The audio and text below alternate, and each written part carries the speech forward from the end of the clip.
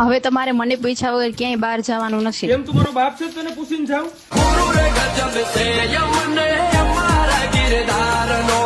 હું ત્યાં આવી પછી જમવાનું નહીં બનાવી, કચરા પોતા નહીં કરી અને ઢોર દોતા તો મને આવડતું જ નથી. તો તને હું મારે કઈ જોવા લાવવાની છે? સંસ્કારના નામ ઉપર તો વાટા પ્લાસ્ટર જ લાગે.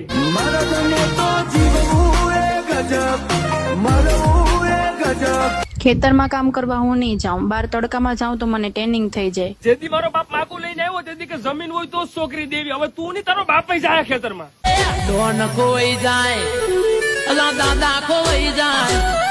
તમારા ઘરે એસી તો છે ને? એકચ્યુઅલી મને એસી વગર ન ફાવે. તમારા બાપ દાદા ને અમે ઓળખીએ. તમારા બાપ દાદા ધોરીએ પાણી પી પીને હોય, જ્યાં છોકરીઓને એસી વગર નહીં હાલે. અને જેના બાપે ગામના બૂસ માર્યા હોય ને એની પરજા એમ કે અમારે વિકાસ કરવો છે, પેલા દઈ દો ને લીધા હોય ને. તમે માવા ખાવ, વ્યસન કરતા હોય ને એવા લોકો મને પસંદ જ નથી. આજથી તમારે માવો બંધ કરી દેવાનો છે. કામ કર, તું તારી ઘેર જ રહી છે, તારી બેન બીજી ગોતલી. ભરોસાની વાત સોનું ને પૂછવાની.